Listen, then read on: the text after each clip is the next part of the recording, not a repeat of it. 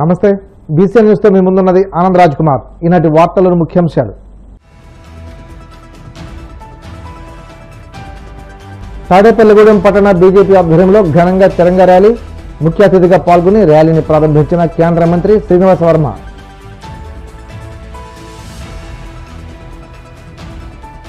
చంద్రబాబు వయసు గురించి మాట్లాడే అర్హత జగన్మోహన్ రెడ్డికి లేదు. మాజీ సీఎంపై నిప్పులు చెరిగిన గురజాల ఎమ్మెల్యే ఎరపతినేని శ్రీనివాసరావు.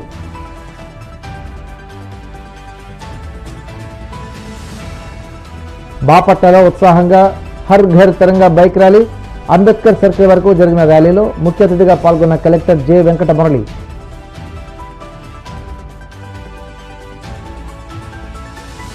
వాడపల్లి వెంకన్నాలయంలో ప్రత్యేక పూజలు, మంగళ వాయిద్యాల నడుమ శ్రీ స్వామి అమ్మవార్లకు మేలుకొల్పు సేవ, ఐశ్వర్యలక్ష్మి హోమం. ప్రజల్లో దేశభక్తిని పెంపొందించేందుకే ఇంటింటా జాతీయ జెండా కార్యక్రమం చేపట్టినట్లు కేంద్ర మంత్రి భూపతిరాజు శ్రీనివాస్ వర్మ అన్నారు. పశ్చిమ గోదావరి జిల్లా తాడేపల్లిగూడెంలో పట్టణ బీజేపీ ఆధ్వర్యంలో జిఎంఆర్ కాలేజ్ నుండి శ్రీకృష్ణదేవరాయలు సర్కిల్ వరకు 468 మీటర్ల పొడవు ఉన్న త్రివర్ణ పతాకంతో ర్యాలీ నిర్వహించారు.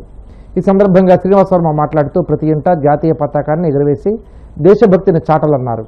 ఈ కార్యక్రమంలో బీజేపీ నాయకులు ఈతకోట తాతాజీ, కోట రాంబాబు, దువ్వా శ్రీనివాస్, నరిసె సోమేశ్వరరావు, కొంచెమర్తి నాగేశ్వరరావు, చిట్యాల రాంబాబు, గట్టెం సింధు తదితరులు పాల్గొన్నారు. స్వాతంత్ర దినోత్సవం సందర్భంగా ప్రజలందరికీ పెద్ద ఎత్తున దేశభక్తిని పెంపొందించడానికి, అలాగే జాతీయ సమైక్యతని పెంపొందించడానికి పెద్ద ఎత్తున ఈ విధంగా త్రిరంగా యాత్రలు నిర్వహించడం జరుగుతూ ఉంది. ఈ త్రిరంగా యాత్ర ద్వారా ఎవరైతే నిత్యం సరిహద్దుల్లో దేశం కోసం కాపలా కాస్తున్నటువంటి సైనికులు, త్రివిధ దళాలకు చెందినటువంటి సైనికులు ఎవరైతే ఉన్నారో వారందరికీ కూడా మీ వెనక మేము ఉన్నామంటూ ఒక సంఘీభావాన్ని తెలియజేసే విధంగా ఈవేళ పెద్ద ఎత్తున త్రిరంగా యాత్రలు నిర్వహిస్తున్నాం. ప్రతి ఇంటి మీద జాతీయ జెండా ఎగరేసేటువంటి కార్యక్రమాన్ని కూడా ఈరోజు తీసుకోవడం జరిగింది. మరి వేళ భారతదేశం ఒక బలమైనటువంటి దేశంగా ప్రధానమంత్రి గారు నరేంద్ర మోడీ గారి నాయకత్వంలో రక్షణ రంగంలో అతి పెద్ద శక్తివంతమైనటువంటి దేశంగా తయారవుతున్న సంగతి మనంతా కూడా గమనించాలి. ఇవాళ జరిగేటువంటి తిరంగా ర్యాలీలకి రాజకీయాలతో సంబంధం లేదు. స్వచ్ఛందంగా అన్ని ప్రజా సంఘాలు, ప్రజలు కూడా పాల్గొనే విధంగా ఈ రకంగా తిరంగా యాత్రలు నిర్వహిస్తున్నాం. మరి తాడేపల్లిగూడెంలో పెద్ద ఎత్తున నాయకులంతా కలిపి నిర్వహిస్తున్న తిరంగా యాత్రకి విద్యార్థులు పెద్ద ఎత్తున పాల్గొన్నారు. వారందరికీ కూడా ఈ సందర్భంగా శుభాకాంక్షలు.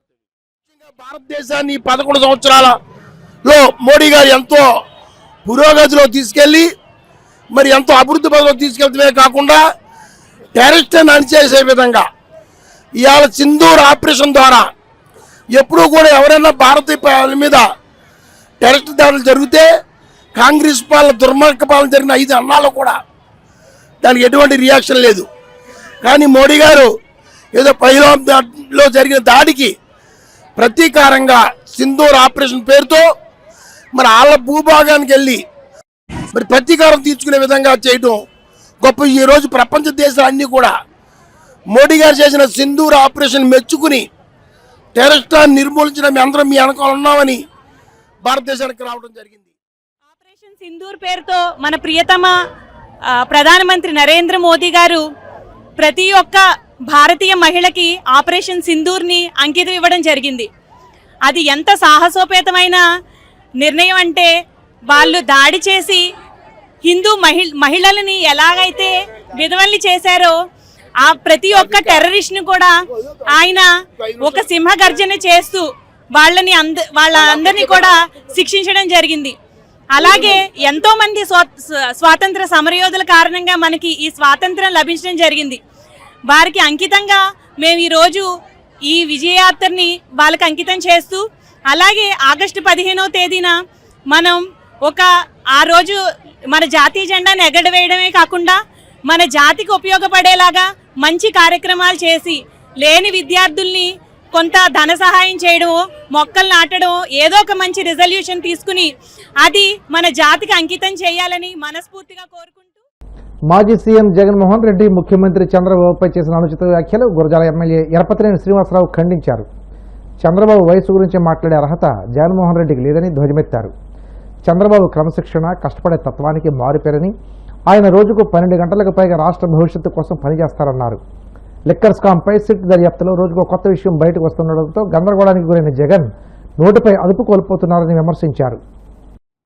ఎమ్మెల్యే జగన్మోహన్ రెడ్డి గౌరవ ముఖ్యమంత్రి నారా చంద్రబాబు నాయుడు గారి మీద చేసిన వివాదాస్పద వ్యాఖ్యల్ని తీవ్రంగా ఖండిస్తూ ఒక ఫ్యాక్షనిస్టు, ఒక ఆర్థిక నేరగాడు అనేక కేసుల్లో ఇరుక్కొని ఈరోజు లిక్కర్ మాఫియాలో దేశవ్యాప్తంగా నిందితుడిగా నిలబడిన వ్యక్తి, లక్షల మంది మరణానికి కారకుడైన ఒక దుష్టుడు ఈరోజు జాతీయ రాజకీయాల్లో నంబర్ 1 మరి పొలిటీషియన్ గా ఉన్న చంద్రబాబు నాయుడు గారి గురించి 1924 మధ్య ఆర్థికంగా చితికిపోయిన రాష్ట్రాన్ని ప్రగతి పట్టాలపై ఎక్కిస్తే ఎంతో కష్టపడి ఈరోజు ఆంధ్రప్రదేశ్ అభివృద్ధి కోసం కష్టపడుతుంటే చంద్రబాబు నాయుడు గారి వయసు గురించి పిచ్చి మాటలు మాట్లాడుతున్నాడు జగన్మోహన్ రెడ్డి.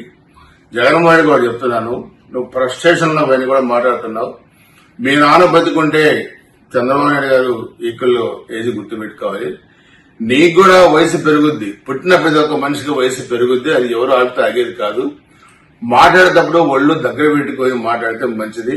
నువ్వు నీ పార్టీ భూస్థాపితం కావడం ఖాయం. నువ్వు ఎన్ని శాపనార్థాలు పెట్టినా 151 నుంచి 11కి ఎలా వచ్చావో 11 నుంచి 0కు పోతావు, అది గుర్తుపెట్టుకోవాలి. ఆంధ్రప్రదేశ్ ప్రజానీకం నీ నడవడిక, నీ మాటలు, నీ హావభావాలు, నువ్వు జరగని కుట్రలు అభివృద్ధి కాకుండా ఆంధ్రప్రదేశ్ రాష్ట్రాన్ని ఏ విధంగా డ్యామేజ్ చేస్తావో ఈరోజు గమనిస్తా ఉన్నారు. మాట్లాడేటప్పుడు పద్ధతిగా మాట్లాడడం నేర్చుకో మిస్టర్ జగన్మోహన్ రెడ్డి. తెలుగుదేశం పార్టీని పిచ్చి మాటలు చూస్తూ ఊరుకోదు. కబద్దారు ఒళ్ళు దగ్గర పెట్టుకుని మాట్లాడమని. బాపట్లలో ఉత్సాహంగా హర్ ఘర్ తిరంగా బైక్ ర్యాలీ నిర్వహించారు. ఈ ర్యాలీలో collector J Venkata Murali, MLA Vegesna Narendra Varma అధికారులు పాల్గొన్నారు. కలెక్టర్ కార్యాలయం నుండి అంబేద్కర్ సర్కిల్ వరకు ఈ ర్యాలీ సాగింది.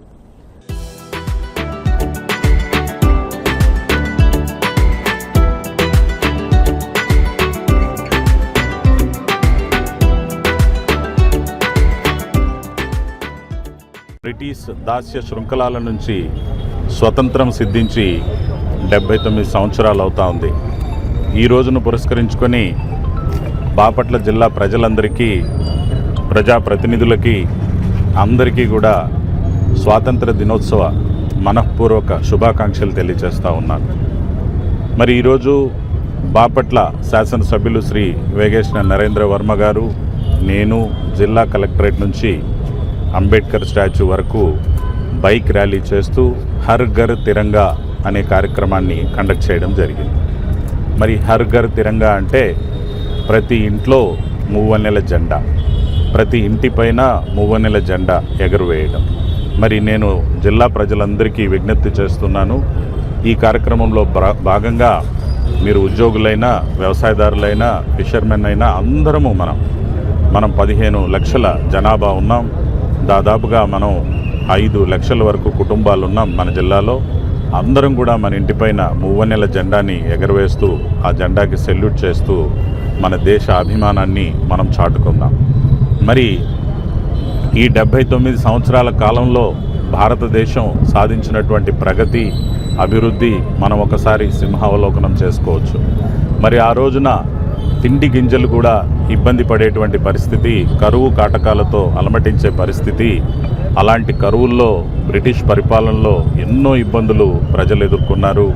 ఎన్నో రకాలైనటువంటి ఆరోగ్య సమస్యల్ని, ఆరోగ్యపరమైన ఎమర్జెన్సీల్ని ఎదుర్కొని అత్యంత పేదరికంలోకి నెట్టివేయబడినటువంటి మనం గత దశాబ్ద కాలంలోనే మనము 10వ స్థానంలో ఉన్న ఆర్థిక వ్యవస్థ ఈరోజు 4వ స్థానానికి, ప్రపంచంలోనే 4వ స్థానానికి మనం అభివృద్ధి చెందడం అనేది చాలా గొప్ప విషయం.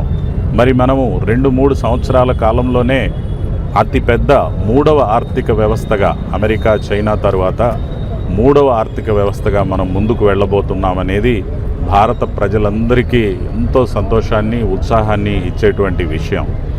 మరి ఈ రోజున భారత ప్రభుత్వం వికసిత్ భారత్ అనే ఒక లక్ష్యం, 2047 నాటికి అభివృద్ధి చెందిన దేశంగా మనము రూపాంతరం చెంది మన దేశ ప్రజలందరికీ అన్ని రకాల సౌకర్యాలలో అగ్రరాజ్యాల కంటే ఎక్కువగా మనము ఆ దిశగా ముందుకు వెళ్ళి ఆ పరిస్థితుల్ని సాధించాలి అని చెప్పి భారత ప్రభుత్వ లక్ష్యం. మరి అదేవిధంగా మన రాష్ట్ర ప్రభుత్వం చూసుకున్నప్పుడు స్వర్ణాంధ్ర, స్వచ్ఛాంధ్ర అండ్ ఆరోగ్యాంధ్ర అనేటువంటి లక్ష్యాలతో 2047 నాటికి పూర్తి స్థాయిలో అభివృద్ధి చెందిన రాష్ట్రంగా, అత్యధిక పర్ క్యాపిటా ఉండేటువంటి రాష్ట్రంగా తీర్చిదిద్దాలని మన ముఖ్యమంత్రి గారు ఎంతో కృషి చేస్తూ ఉన్నారు.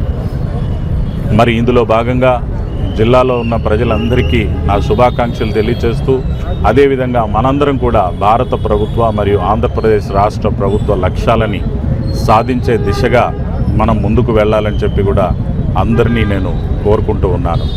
మరి మనం చూసుకున్నట్టయితే జిల్లాలో మనం అనేక పరిస్థితులు చూసినప్పుడు మనకు వరదల్లో వచ్చినటువంటి బీభత్సాలు ఇబ్బందుల్ని కానీ, అదేవిధంగా మరి ప్రజలకి అంటువ్యాధుల నుంచి వచ్చేటువంటి విషయాలలో వచ్చినటువంటి ఇబ్బందుల్ని కానీ అన్ని విషయాల్ని కూడా మనం ఒక్కొక్కటిగా ఆ సమస్యల్ని పరిష్కారం చేసుకుంటూ ఏ ఇబ్బందులు లేకుండా ప్రజా పరిపాలనని మనము సుభిక్షంగా, సురక్షితంగా, సున్నితంగా ముందుకు తీసుకొని వెళ్తున్నటువంటి పరిస్థితులు ఉన్నాయి. కోనసీమ తిరుమలగా వర్ధిల్లుతున్న వాడపల్లి శ్రీ వెంకటేశ్వర స్వామి ఆలయంలో గురువారం ప్రత్యేక పూజలు వైభవంగా నిర్వహించారు. మంగళ వాయిద్యాల నడుమ శ్రీ స్వామి అమ్మవార్లకు మేలుకొల్పు సేవ నిర్వహించిన అనంతరం ఐశ్వర్యలక్ష్మి హోమాన్ని జరిపించారు. అర్చకులు శ్రీ స్వామి అమ్మవార్ల వసంత మండపంలో అష్టోత్తర పూజలు నిర్వహించగా ప్రత్యేక అలంకరణలో ఉన్న స్వామిని దర్శించుకుని భక్తులు తరించిపోయారు.